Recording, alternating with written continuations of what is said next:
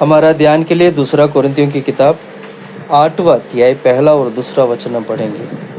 अब हे भाइयों, हम तुम्हें परमेश्वर के उस अनुसार अनुग्रह का समाचार देते हैं, हाँ, जो मकिदुनिया की कलीसियों पर हुआ है। मकिदुनिया की कलीसिया के ऊपर परमेश्वर की अनुग्रह जो हुआ था, उसका सुसमाचार मैं बता रहा हूँ। पौलुस कहता है ना, आगे पढ़ो। कि कलेश की बड़ी परीक्षा में था मकिदुनिया की कलीसिया। उनके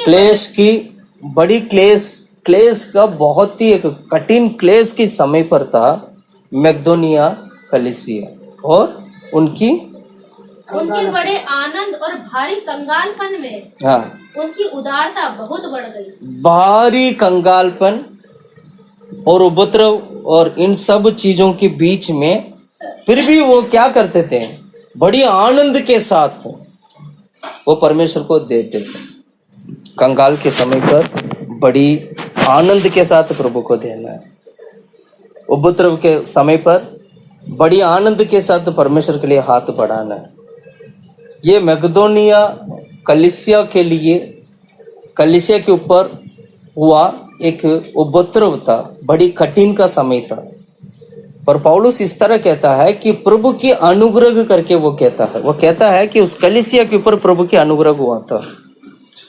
जो कलीसिया परमेश्वर की कलीसिया, जो कलीसिया उपद्रव में बड़ी कंगालपन में जब जाता है, वहां पर भी परमेश्वर की अनुग्रह होता है। वहां पर भी परमेश्वर की अनुग्रह क्या होता है। पर वहां के लोगों के बीच में क्या होता है, एक कलीसिया बड़ी कंगालपन में, बड़ी उपद्रव में जाना, दूसरा परमेश्वर की ओर से उस कलीसिया के ऊपर अनुग्रह दिखाना, और तीसरा कलीसिया की लोग आनंद और खुशी के साथ प्रभु के लिए हाथ बढ़ाना। यहाँ हम तीन चीजों को देखते हैं। एक, कलीसिया बड़ी कंगालपन और उपद्रव के समय पर आगे बढ़ रहा है। दूसरा, परमेश्वर की ओर से प्रभु की अनुग्रह उस कलीसिया के ऊपर दिखाई पड़ रहा है। तीसरा, कलीसिया के लोग बड़ी आनंद और खुशी के साथ उस कलेश में भी क्या करते हैं, प्रभु के लिए अपने हाथों को बढ़ाते हैं। कलीसिया ऐसे ही बढ़ता है। उपद्रव के समय पर, कंगालपन के समय पर कलीसिया के लोगों को करने वाला काम यही होता है कि अपने हाथों को बढ़ाए हैं। परमेश्वर जानता है कि यह कलीसिया इस वक्त उपद्रव में है। परमेश्वर जानता है कि यह कलीसिया इस वक्त कंगालपन में है।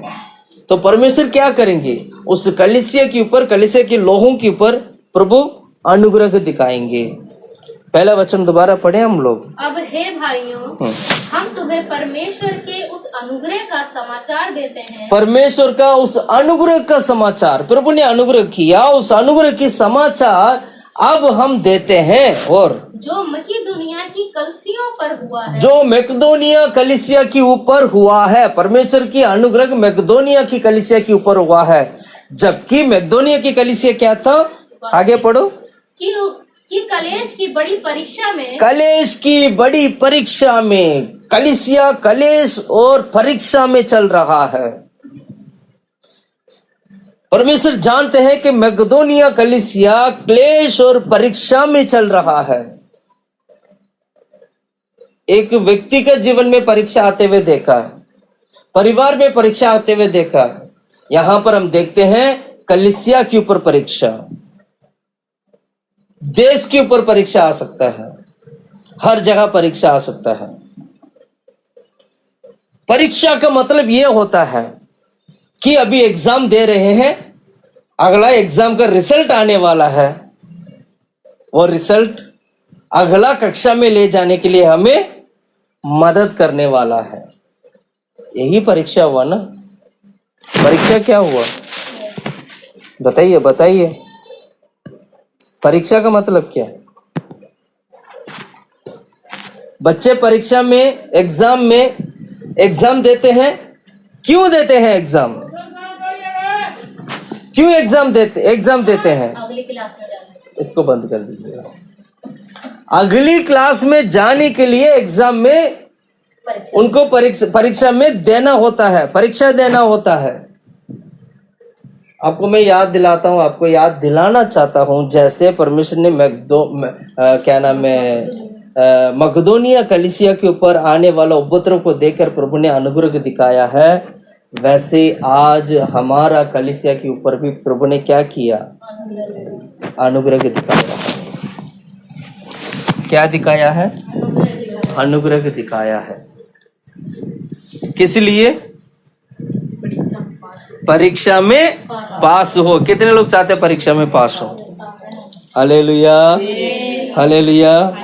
परीक्षा आते आते लोग कम हो जाते हैं, पता है आपको? हमें नहीं लिखना परीक्षा में, हम नहीं जाने ही नहीं है परीक्षा में।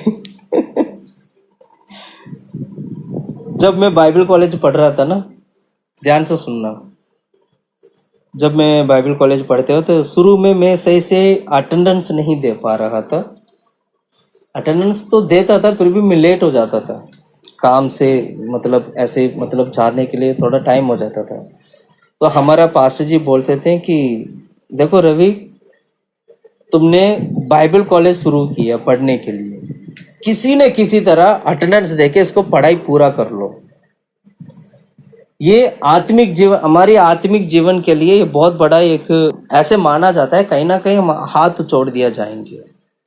वो बात मुझे मन में लग गया था, तो मैंने क्या किया, किसी न किसी तरह इस पढ़ाई को पूरा करेंगे करके मैं फिर ज़्यादा ध्यान देने लगा। नहीं, इसको छोड़ना नहीं है, मेरा हाथ से जाना नहीं है। तो मैंने ऐसे कर करके पढ़ाई पूरा किया। हमारा आत्मिक जीवन भी ऐसा ही है। परीक्षा जब आता है, परीक्षा के पहले जब हम पढ़ाई कर रहे होते हैं ना, तो पढ़ाई को किसी न किसी तरह पूरा करना चाहिए। परीक्षा आएगा, सबको पता है परीक्षा, कलीसिया के लिए भी परीक्षा आता है। समझो आज हमारे कलीसिया के लिए परीक्षा 10-12 साल हो गया, परमेश्वर बदलना चाहते तो परीक्षा भी आएगा। तो आज हमारा कलीसिया में क्या आया? परीक्षा आया। इस परीक्षा में क्या करना है? आपको खड़ा रहना है। एग्जाम हुआ, एग्जाम के बाद जो व्यक्ति पास होगा वो अगली क्लास में जाएगा। जो व्यक्ति पास होगा वो नेक्स्ट सेक्शन में, मतलब नेक्स्ट क्लास में वो जाएंगे। Hallelujah, hallelujah. परीक्षा इसलिए आता है ताकि हम अगला कक्ष में जाएं। परीक्षा इसलिए आता है ताकि हम अगला स्टेप करें, अगला स्टेप हो हमारा। कब तो परमेश्वर एक ही जगह पर आपको रखेंगे, पर परीक्षा के समय पर हम क्या करते हैं? मेरा जीवन में ऐसा परीक्षा क्यों दिया? मेरा परिवार में ही ऐसा परीक्षा क्यों दिया? मेरा कलीसिया में ही ऐसा परीक्षा क्यों आया? हम बुड़बुड़ाने लगते हैं, हम बोलने लगते हैं। क्या करते हैं? हम बुड़बुड़ाते हैं और हम बोलते हैं, बोल के बुड़बुड़ा के परीक्षा के समय पर हम खड़ा नहीं हो पाते। आपको पता है यीशु मसीह को कितना दिन जंगल में थे? 40 दिन और रात क्या कर रहे थे? उपवास में थे। पर वो क्यों गया था वहां पर? क्यों गया था? क्योंकि उसके बाद ही उनकी कलीसिया चालू हुई। नहीं, पढ़ो मत्ती के सुसमाचार अध्याय 4 का पहला वचन पढ़ो। तब आत्मा यीशु को यानी पवित्र आत्मा यीशु को जंगल में लेके गया ताकि इब्लिस से उसकी यानी शैतान से उसकी परीक्षा हो। कौन लेके जा रहा है? पवित्र आत्मा। सुन रहे हैं? कौन लेके जा रहा है? पवित्र आत्मा यीशु मसीह को परीक्षा के लिए पवित्र आत्मा लेके जा रहा है। अब यह परीक्षा कौन ले रहा है? शैतान ले रहा है। इब्लिस मतलब शैतान है। वो परीक्षा कौन ले रहा है? शैतान ले रहा है। परीक्षा किसका हो रहा है? यीशु का हो रहा है। परीक्षा लेने के लिए लेके कौन जा रहा है? पवित्र आत्मा ले जा रहा है। इन सारा तमाम चीज के लिए अनुमति कौन दे रहे हैं? परमेश्वर दे रहे हैं। बात समझ में आ रहा है? परमेश्वर की ओर से अनुमति है कि शैतान यीशु मसीह का परीक्षा ले और पवित्र आत्मा यीशु मसीह को ले जाके जंगल में छोड़े। समझ में आया? 40 दिन तक वहां पर यीशु मसीह को रहना था। और 40 दिन यीशु मसीह क्या करना था? क्या करना था? वहां पर उपवास में रहना था 40 दिन। और उस उपवास के बीच में परीक्षा भी होगा। उस उपवास के बीच में क्या होगा? परीक्षा भी होगा। बड़ी अच्छी बात तो यह है कि उपवास के समय पर जब परीक्षा होते तो एक उपवास के कारण शायद कहीं ना कहीं बच भी सकते हैं। और वही यीशु मसीह का हुआ है। और यीशु मसीह शैतान से परीक्षा में पड़ गए थे, लेकिन यीशु मसीह को शैतान ने हरा नहीं पाया। और यहाँ पवित्र आत्मा क्या कर रहे थे? पवित्र आत्मा क्या कर रहे थे? यीशु मसीह को परीक्षा में छोड़ के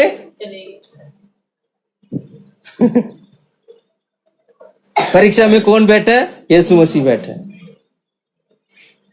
क्रूस पर भी यीशु मसीह यही बोल रहे थे। गत्सेमने में भी परमेश्वर यही बोल रहे थे, हो सकता तो यह कटोरा मुझसे हटा देना। इतना परीक्षा। आज हम भी ऐसा ही प्रार्थना करते हैं। प्रार्थना तो नहीं करते हैं, पर जिंदगी के साथ यही लड़ाई करते हैं। हो सकता था प्रभु मुझसे ना ये दुनिया से ही हटा दो, हो सकता तो इस चीज से मुझे हटा दो, हो सकता तो इस चीज से मुझे हटा दो। परीक्षा कौन दे रहा है? परीक्षा दे कौन रहा है? परमेश्वर की ओर से परीक्षा मान ले, क्योंकि प्रभु ने अनुमति किया। प्रभु ने बिना अनुमति किया परीक्षा नहीं आ सकता। परमेश्वर ने अनुमति किया। परीक्षा ले कौन रहा है? शैतान। इब्लिस मतलब शैतान। परीक्षा किसका हो रहा है? यीशु का।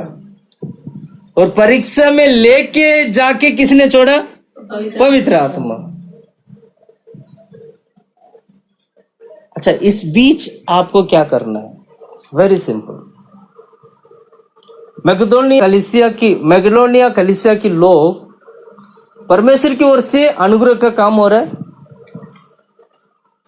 कलीसिया के ऊपर उपद्रव और अकाल चल रहा है, और लोगों के बीच में एक काम हो रहा है, वो है परिपूर्ण भरपूर रीति से आनंद के साथ प्रभु को देना।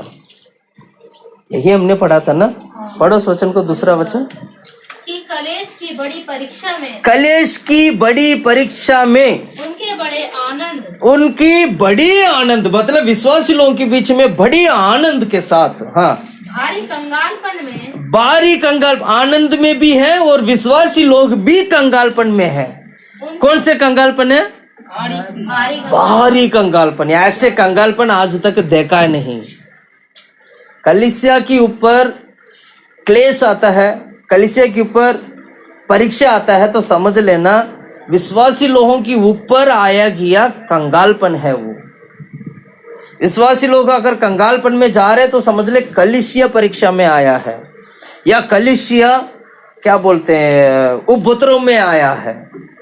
कई सारे बात एक साथ इकट्ठा तैयार हो जाते हैं, इकट्ठा हमें अटैक करने लगते हैं, सारे चीजें एक साथ। पर इस बीच विश्वासी लोगों के बारे में लिखा गया है, मैगलोनिया कलीसिया के लोग बड़ी आनंद के साथ, क्या था पढ़िएगा? बड़े आनंद और भारी कलेश में, हाँ, बड़े आनंद और भारी कलेश में उनकी उदारता बहुत बढ़ गई। उनकी उदारता क्या हो गया? बहुत बढ़ गई। हालेलुया। क्लेश के समय पर घास फूस, सच में घास फूस होगा तो वो आग में जल कर राख हो जाएगा। जो घास फूस नहीं है, जो अच्छा खासा एक विश्वासी एक सोना है, तो सोना को जितना मर्जी थापे जाए वो क्या होगा? चमकते जाएगा। हमें सोना बनना है, घास फूस नहीं बनना है। आग में तो दोनों को डाला जाएगा, पर घास फूस क्या हो जाएगा? जल के राख हो जाएगा। और सोना क्या होगा? और चमकेगा। जितना मर्जी मुझे क्या नाम है करो, पर मैं क्या करूंगा? चमकते रहूंगा, चमकते रहूंगा। हालेलुया। कितने लोग चमकना चाहते हैं? कितने लोग चमकना चाहते हैं? कितने लोग चमकना चाहते हैं? Hallelujah, hallelujah, hallelujah. परमेश्वर ने हमें कैसे चुना है पता है आपको? कैसे चुना है? एशिया की किताब 48 का 10वां वचन पढ़िएगा।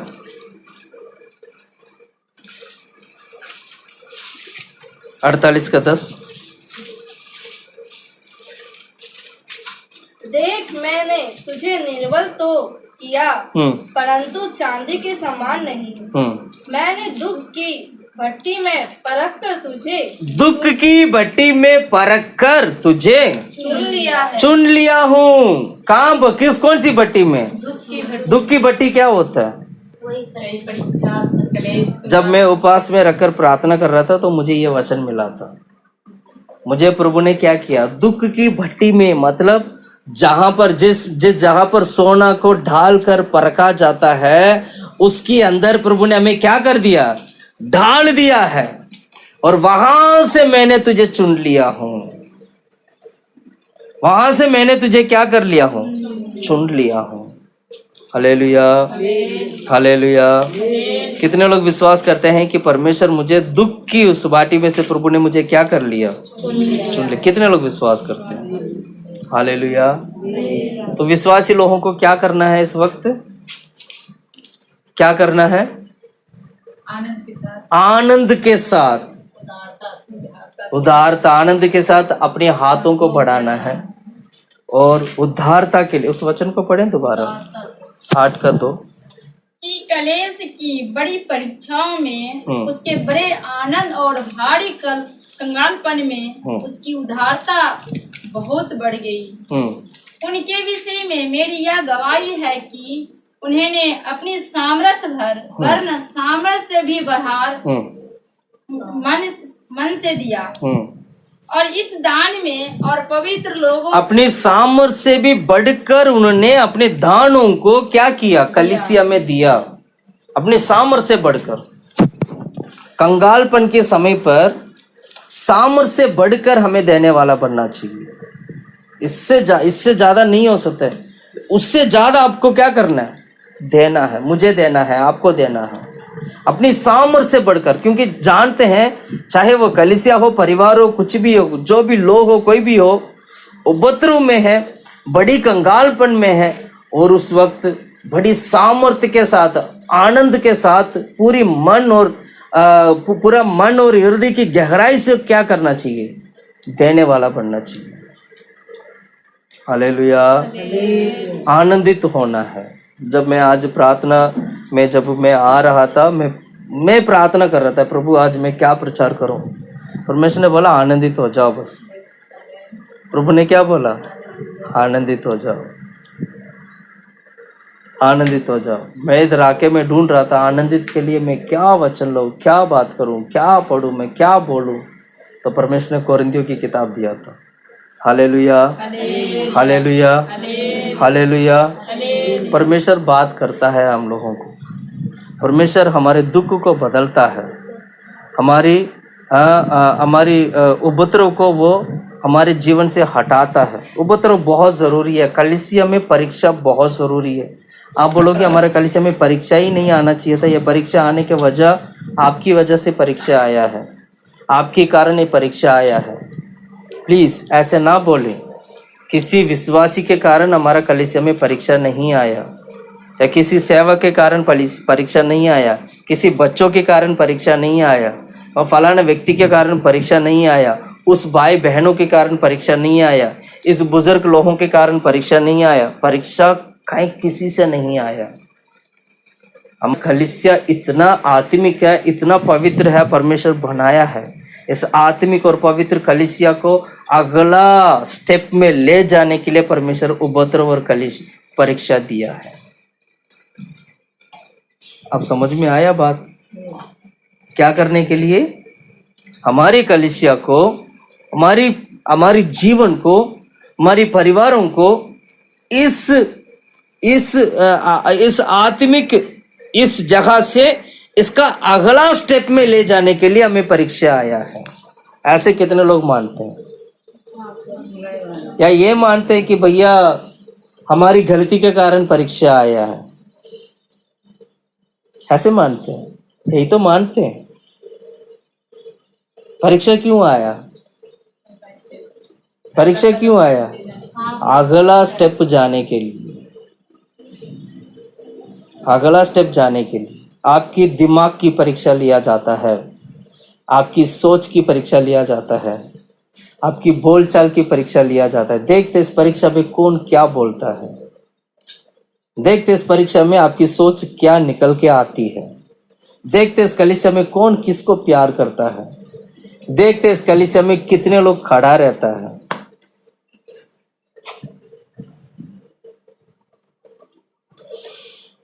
कितना अद्भुत बात है ना। मैं जब सोचता हूँ ना तो मैं सच में बहुत ही अद्भुत है, बहुत ही अद्भुत है। एक कहानी बताना चाहता हूँ। 500 रुपये मैं पंजाब से जब आ रहा था, पास्टर जी ने बहुत अच्छा एक प्रचार डाला था। कभी एक रोमन कैथोलिक चर्च का एक फादर ने प्रचार किया, पास्टर जी बड़ी अच्छा लग रहा था। पास्टर जी बोल रहे थे, हम सुनते देखते हैं कि लोग क्या बोलते हैं। बहुत अच्छी बात बोला उन्होंने। कहा एक बात बोला था 500 रुपए की नोट के बारे में। 500 रुपए की नोट, ध्यान से सुनना। 500 रुपए की नोट यदि गोबर में गिर जाए, कहाँ गिर जाए? गोबर में। अब जो भी जाएगा उसको दिखाई देगा कि क्या है, ये 500 का नोट है। देखने वाला क्या करेगा? निकालेगा। पर वो कहाँ पड़ा है? 500 रुपए वाला नोट गोबर में गिर गया तो 500 की कीमत क्या हुआ? उतनी रहेगी, 500 ही रहेगी। 500 की कीमत क्या हुआ? वो तो उतनी ही रहेगी ना, पता हो जाएगा। 500 रुपए की है भैया, अब गोबर में गिर गया, चलो अब ये 300 को मानेंगे, नहीं, 500 ही रहेगा। उसको निकालेंगे, फिर क्या करेंगे? धोएंगे, सुखाएंगे, प्रेस भी करेंगे, फिर एकदम नोट बोलने लगेगा। फिर क्या होगा?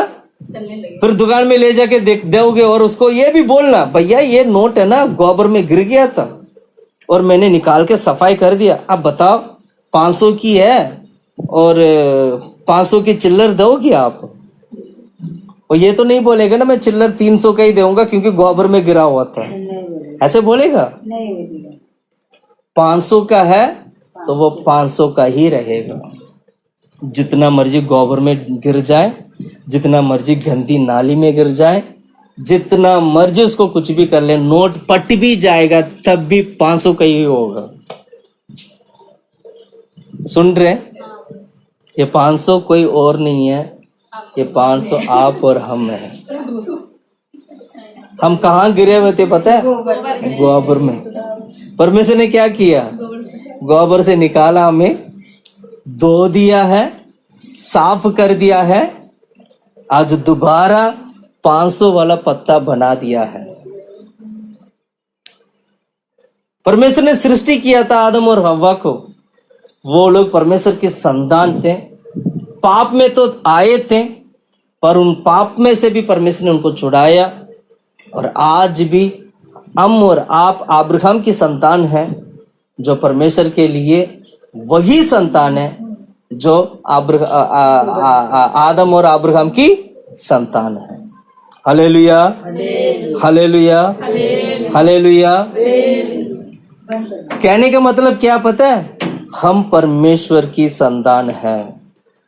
आप ये नहीं कह सकते हो कि इसने ये पाप किया, उसने वो पाप किया, या मैंने वैसे पाप किया। लेकिन जब परमेश्वर उसको साफ करता है तो दोबारा वो 500 ही बनाता है।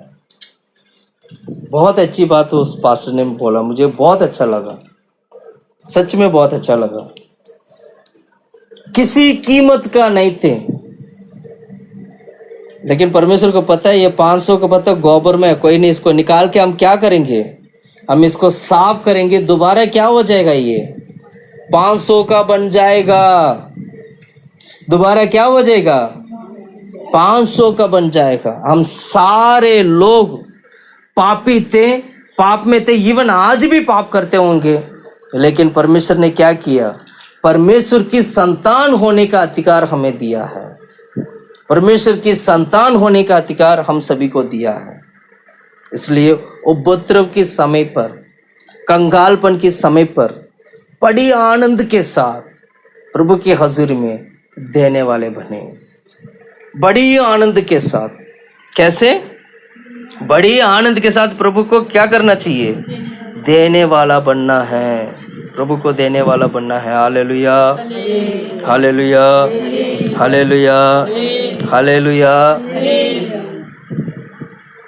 कितने लोग तैयार हैं बड़ी आनंद के साथ, क्लेश और दुख के समय पर मैं आनंदित के साथ रहूंगा? पहले रहना है आनंद के साथ, दुख में नहीं रहना है। हमारा कलीसिया में क्या नाम है, उपद्रव आ गया, हमारा कलीसिया में परीक्षा हो रहा है, मेरा परिवार में परीक्षा हो रहा है, मेरा जीवन में परीक्षा हो रहा है। नहीं, नहीं, उस परीक्षा से भी क्या होना है? जीत कर बाहर निकल कर आना है, आनंदित होना है। कितने लोग आज आनंदित हैं? कितने लोग आनंदित हैं? सच में आनंदित है कि नहीं है? सच में क्या आनंदित है? सच में मैं आनंदित हूँ। सच में मैं आनंदित हूँ। सच में हम आनंदित हैं। सचमुच प्रभु की आनंद हमारे हृदय में भर गया है। वो प्रभु की खुशी हमारे हृदय में भर गया है।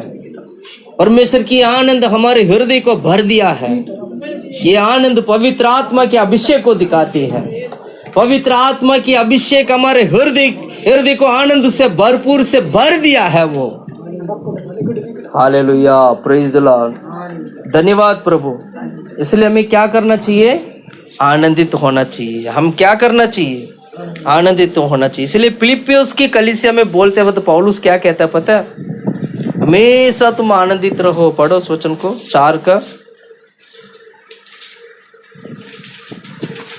4 का दूसरा वचन होगा। प्रभु में सदा आनंदित रहो। अब प्रभु में सदा आनंदित रहो। मैं फिर कहता हूँ आनंदित रहो। आनंदित रहो। फिलिप्पियोस की कलीसिया के लिए लिखते वक्त ये लिखता है। इसलिए वो कहता है कि मैं अपनी प्रार्थना में भी ये बात मैं विनती करता हूँ। पहला अध्याय वचन 4 का पढ़िएगा। फिलिप्पियोस की किताब पहला अध्याय वचन 4। और जब कभी तुम सबके लिए विनती करता हूँ, जब कभी, पौलुस कहता है जब भी मैं विनती करता हूँ, यानी जब भी मैं प्रार्थना में बैठ के मैं आपके लिए विनती करता हूँ, तो सदा आनंद के साथ विनती, बड़ी सदा आनंद के साथ मैं विनती करता हूँ।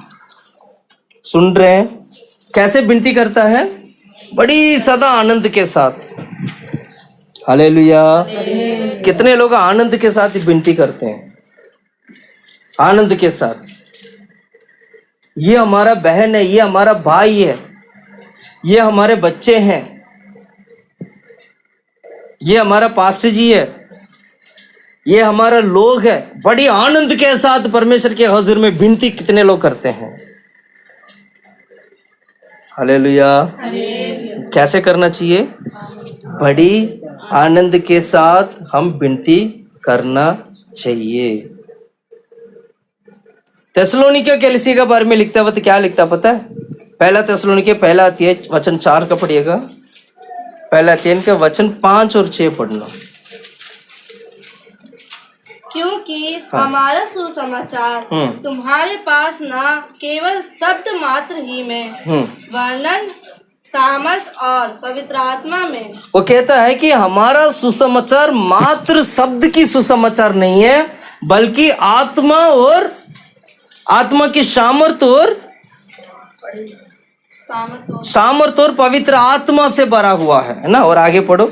और बड़े निश्चय के साथ पहुंचा है, जैसे तुम जानते हो कि हम तुम्हारे लिए तुम्हारे बीच में कैसे बन गए थे। तुम बड़े क्लेश में पवित्र आत्मा के आनंद के साथ वचन को मानकर, बड़ी क्लेश की बीच में से पवित्र आत्मा के साथ वचन को मानकर। क्लेश के समय पर वचन को मानना सबसे कठिन होता है। क्लेश के समय पर वचन को मानना सबसे कठिन होता है, क्योंकि परीक्षा चल रहा होता है ना। उस वक्त वचन को मानना क्या होता है? कठिन अगर कुछ भी बोलेंगे तो क्या बोलेंगे पता है? परमेश्वर मेरा प्रार्थना को सुनता नहीं है, परमेश्वर मेरा प्रार्थना का उत्तर नहीं देते हैं, क्योंकि क्लेश में है हम लोग।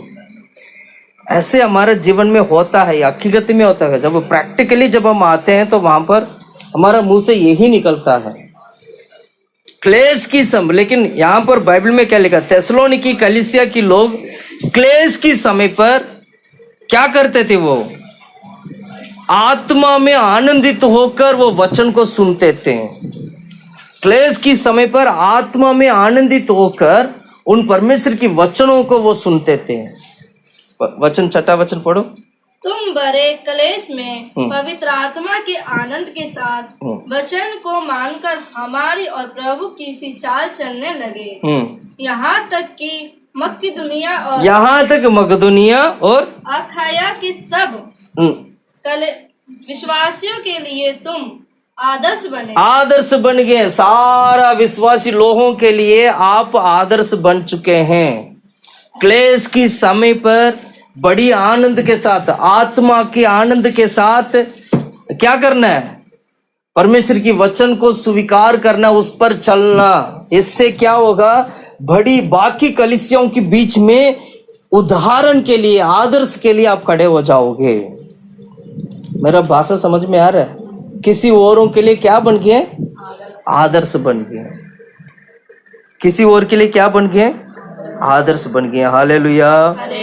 कितने लोगों को वचन समझ में आ रहा है? इसलिए मसीह लोग करके कहने का मतलब है आनंद से भरे हुए लोग। पौलुस भी ये बात को कहता है। पहला थेसलोनिकी की किताब 2 अध्याय का 19 और 20वां वचन पढ़े। पहला थेसलोनिकी 2 अध्याय।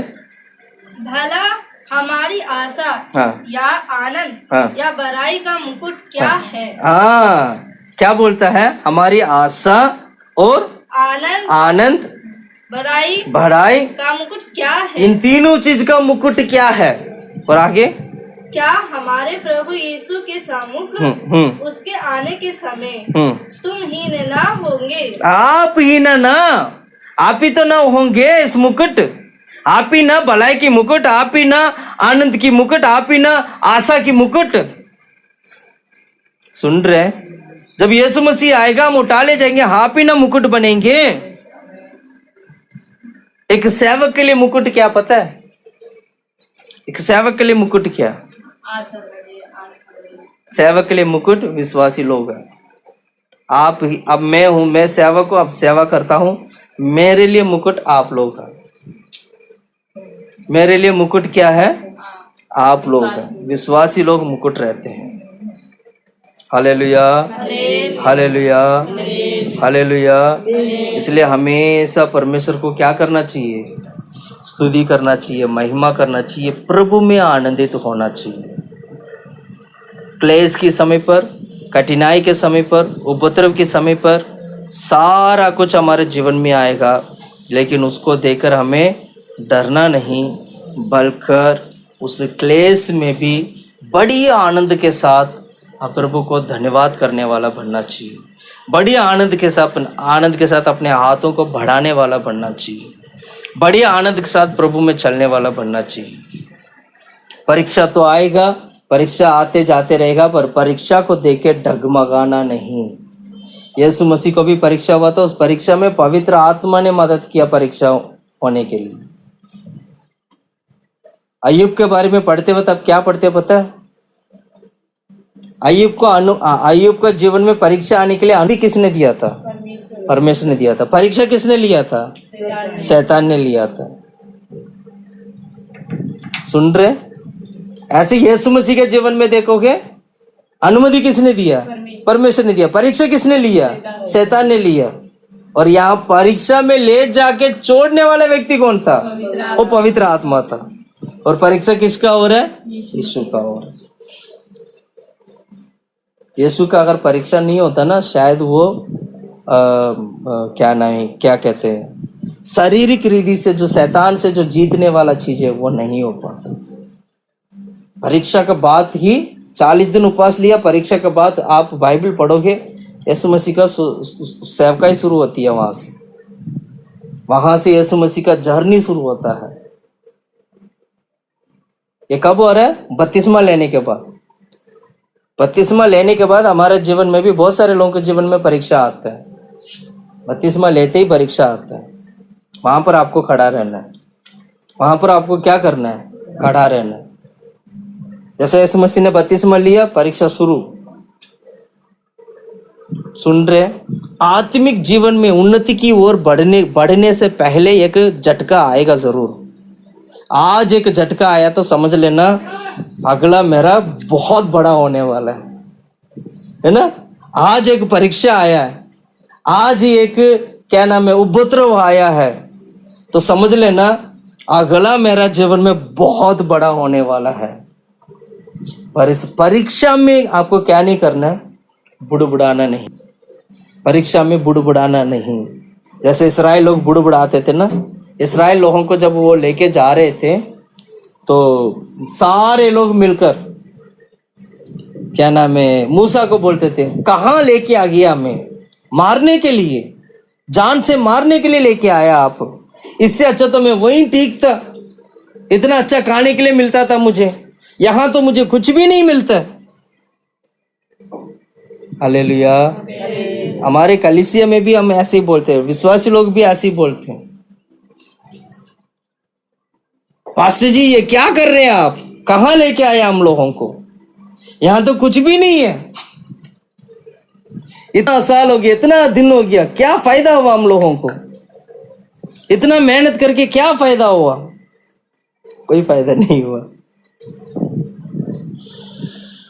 मुझे पता है आगे लाल समुद्र खड़ा है, पार करना ना। कितने लोग तैयार है लाल समुद्र पार करने के लिए? या लाल समुद्र पार कर दिया, या समुद्र के बीच में है।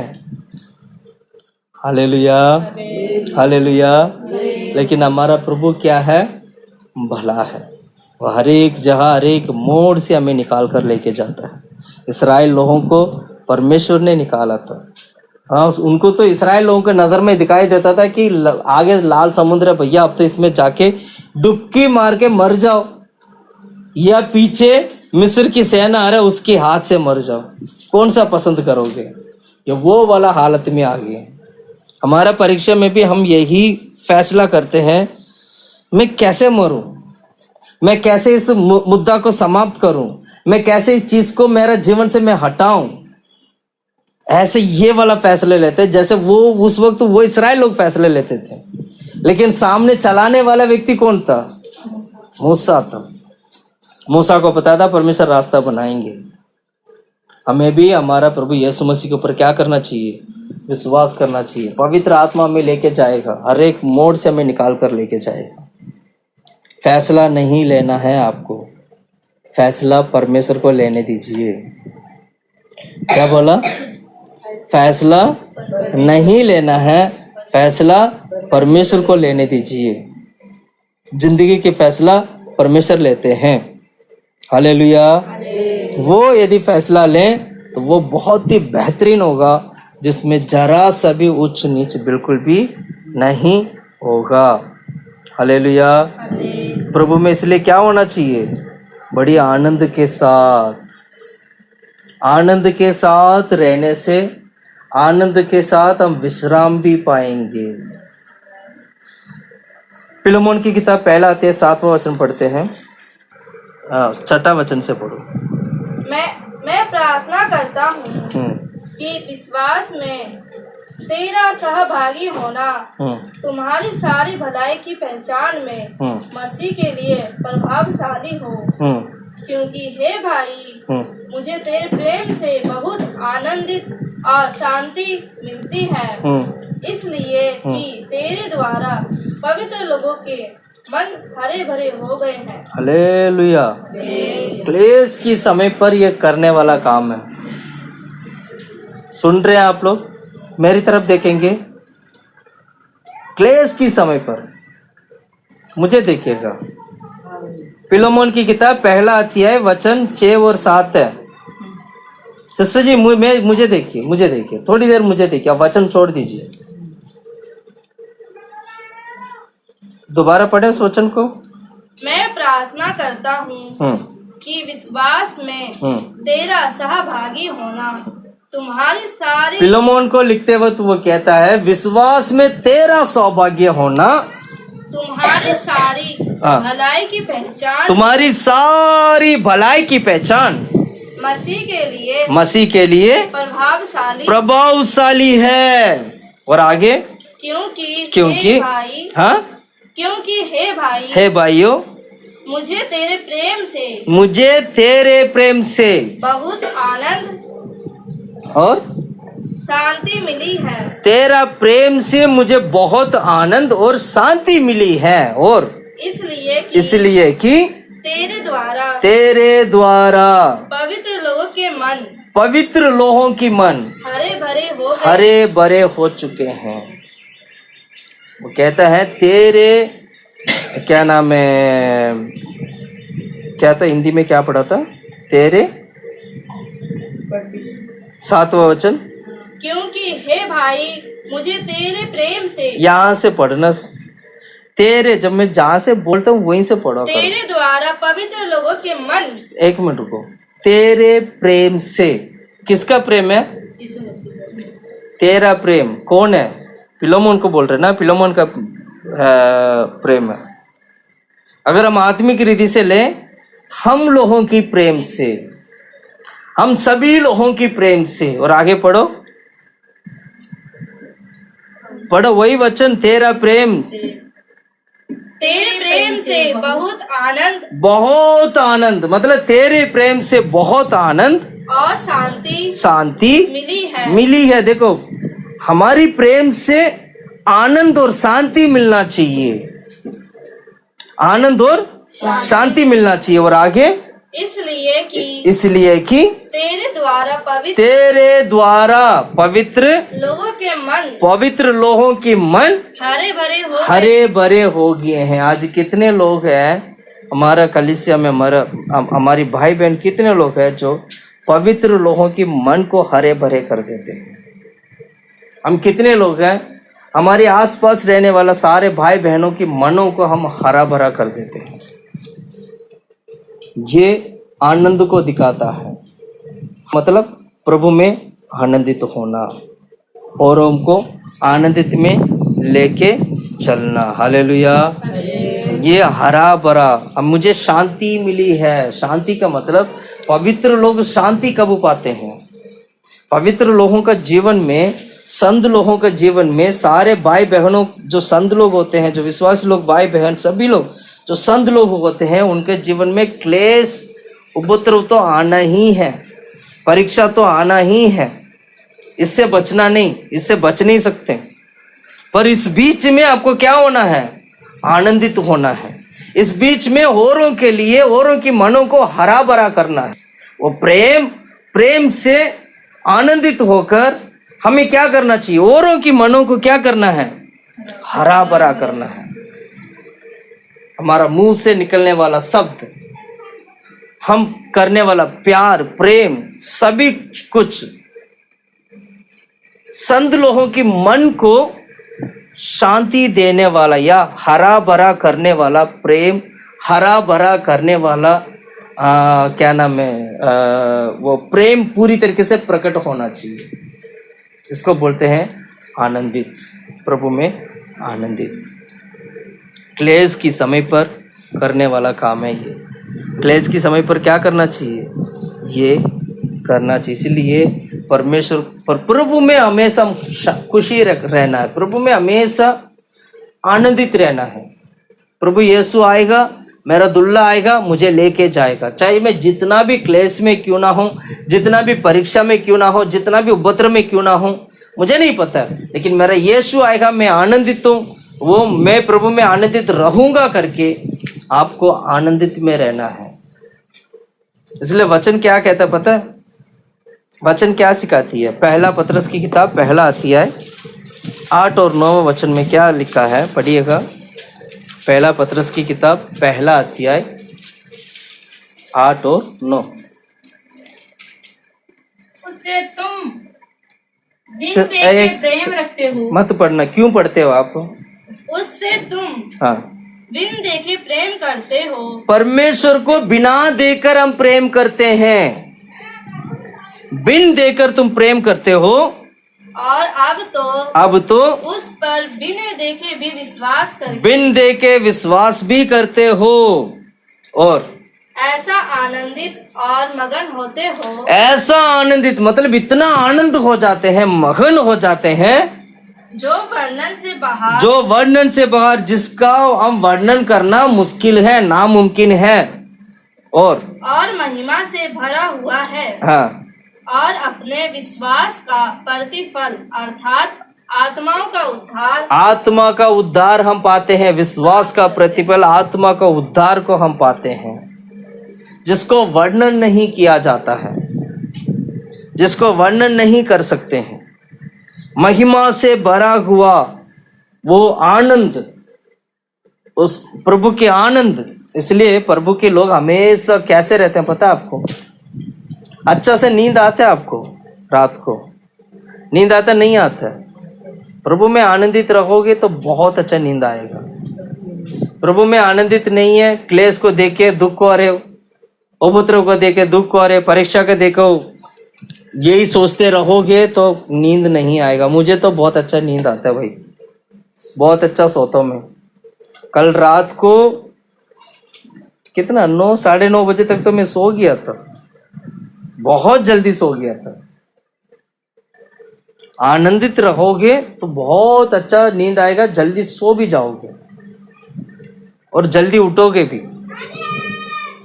आनंदित नहीं रहोगे, दुख में रहोगे, पूरी रात उल्लू की तरह जागते रहोगे, नींद ही नहीं आएगा। पता है आज की तारीख में इंडिया में क्या, पूरा दुनिया में एक बीमारी फैला हुआ, मालूम है आपको? पूरी रात जागना, एक बीमारी यही है, पूरी रात जागना। लोग पूरी 2-2 3-3 बजे तक जागते रहते हैं। ये बीमारी एक पकड़ लेता ही है।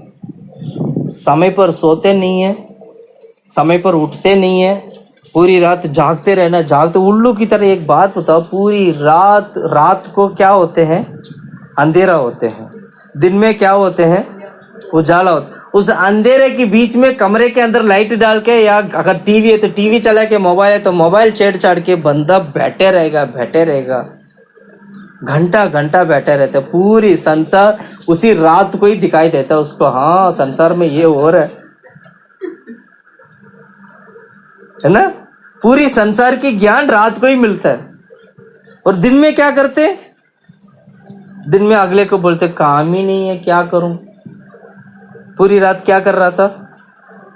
सो ही नहीं रहा था। दिन में क्या कर रहा था? काम ढूंढे, काम मिलता ही नहीं है। मिलेगा कैसे?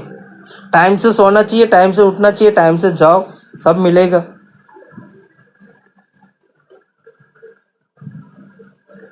एक बात को समझ लेना, परीक्षा को पहचानने की आदत रखें।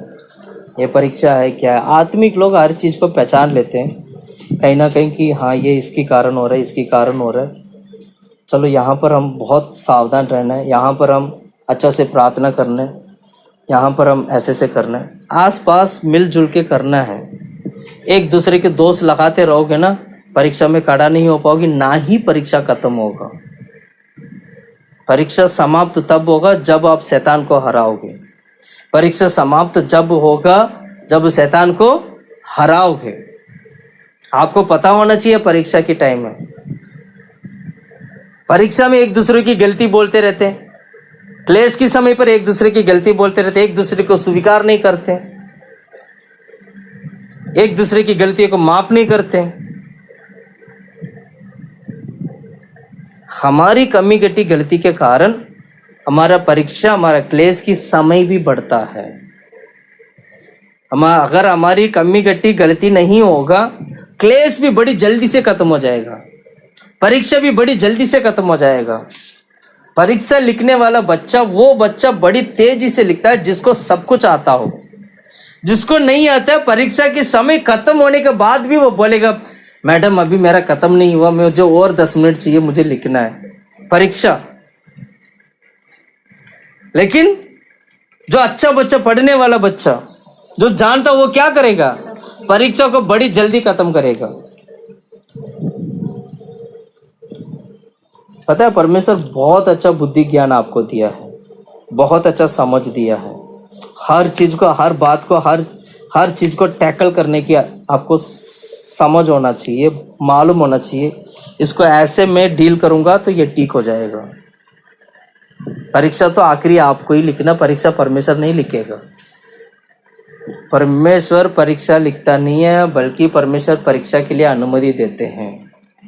पवित्र आत्मा भी परीक्षा नहीं लिखता, पवित्र आत्मा उल्टा मदद करेगा आपको। कोई बात नहीं, तेरे को मैं समझा देता हूँ। सुन रहे? परीक्षा के एग्जाम में बच्चे जब परीक्षा लिखते हैं ना, तो बगल में कौन खड़ा रहता है? कौन खड़ा रहता है? एक मास्टर खड़ा रहते हैं।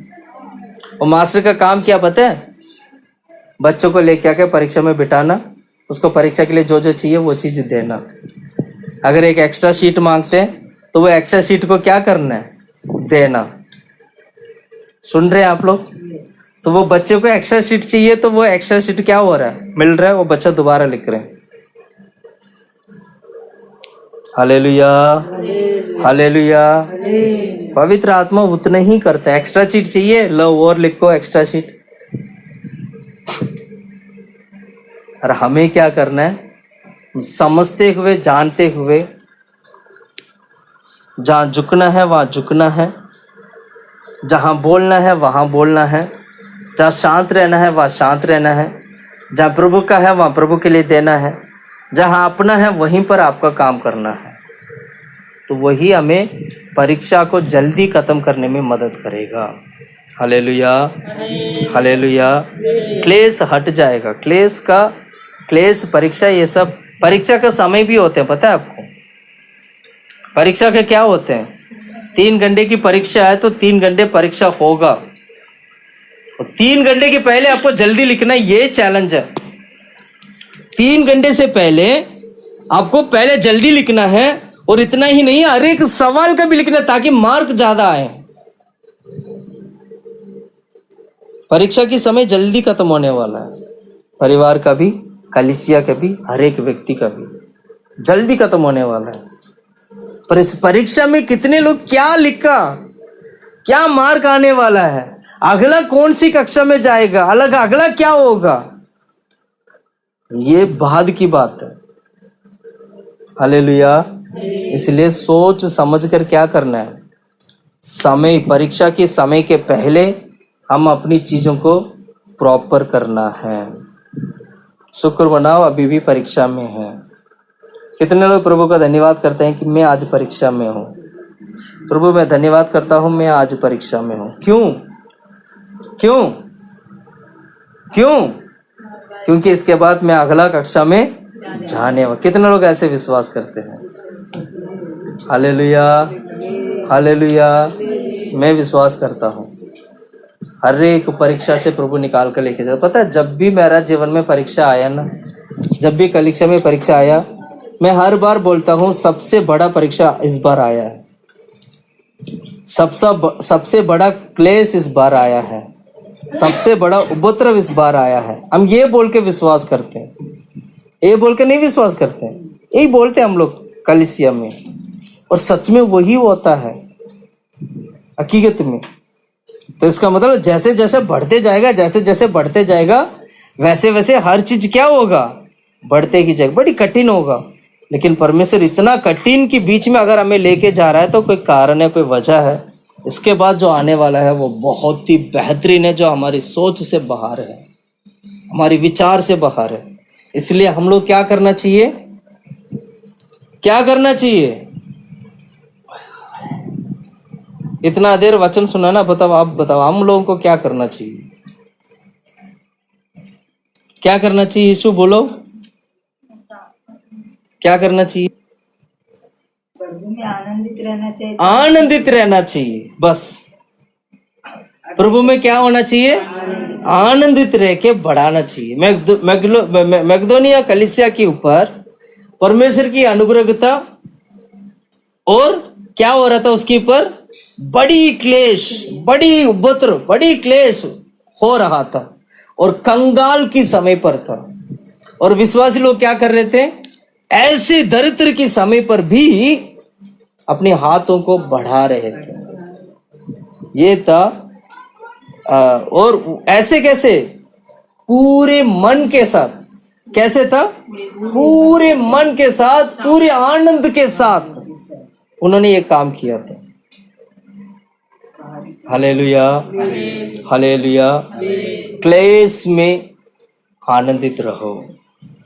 आज का प्रचार ये, क्लेश में आनंदित रहो, कठिनाई में आनंदित रहो, कंगालपन में आनंदित रहो, उपद्रव में आनंदित रहो, परीक्षा में आनंदित रहो। हालेलुया। कितने लोग आज आनंदित हैं? कितने लोग प्रभु में आनंदित हैं? मैं प्रभु का धन्यवाद करता हूँ। सच में ये उन्हीं लोगों को ये आनंद मिलता है जिनके ऊपर परमेश्वर की अनुग्रह होता है। जिनके ऊपर प्रभु की अनुग्रह है उनको परमेश्वर क्या करेंगे? उपद्रव देंगे, क्लेश देंगे, परीक्षा देंगे, दुख देंगे, तकलीफ देंगे। और उस बीच में जो व्यक्ति आनंदित होता है, मैं सच बोल रहा हूं, परमेश्वर वो धन्य व्यक्ति है जो उपद्रव के बीच में से निकल कर जाता है। धन्य है वो व्यक्ति परीक्षा में परीक्षा को पार करता है, क्योंकि धर्म का मुकुट, हालेलुया, परमेश्वर उसको मुकुट देते हैं। जो व्यक्ति परीक्षा में निकल कर आता है तो प्रभु उसको क्या करते हैं? मुकुट दे। प्रभु के वचन में क्या लिखा था हमने? उस परमेश्वर ऐसे हमें तापता है। किसके अंदर डाल के? आग की भट्टी में डाल के ताप के। प्रभु का वचन हम ऐसे में पढ़ा था, उसमें से मैंने तुझे चुना था। वो धन्य होगा वो व्यक्ति। आज मैं बोलना चाहता हूं, मैं बताना चाहता हूं, सच में आज मैं और आप, हम सभी लोग यीशु के नाम से धन्य हैं। हम लोग कितने लोग विश्वास करते हैं? धन्य नहीं है? हाथ खड़ा करो ना, शैतान को हरा उसको। मैं धन्य हूं आज। मैं क्या हूं? बोलिएगा, मुंह खोल के बोलिएगा, मैं धन्य हूं आज मैं धन्य हूं। इस कठिनाई के समय पर प्रभु ने मुझे खड़ा किया, मैं धन्य हूं आज। परीक्षा के बीच में प्रभु ने मुझे खड़ा किया, प्रभु ने खड़ा किया, इसलिए मैं आज धन्य हूं। उपद्रव के बीच में मैं खड़ा हूं, प्रभु ने मुझे खड़ा किया, इसलिए मैं प्रभु का धन्यवाद करता हूं। मैं धन्य हूं इसके लिए। ये उसकी अनुग्रह है जो हमें खड़ा करता है। मैं धन्य हूं। Hallelujah, hallelujah, hallelujah. कितने लोग आनंदित होना चाहते हैं? घुटने में बैठे हम प्रार्थना करते हैं। सर्वशक्तिमान परमेश्वर हमारे बीच में, यहोवा परमेश्वर हमारे बीच में आनंदित होने के लिए प्रभु हमें बुलाया है। हाँ, उपद्रव में आनंदित होने के लिए प्रभु हमें बुलाया है। संकट के समय पर आनंदित होने के लिए प्रभु हमें बुलाया है। परीक्षा में आनंदित होने के लिए हमें बुलाया है। दुख में आनंदित होने के लिए हमें बुलाया है। आमीन। खुदा परमेश्वर जिसका भरोसा वो कभी ना गिरेगा। चाहे बीमार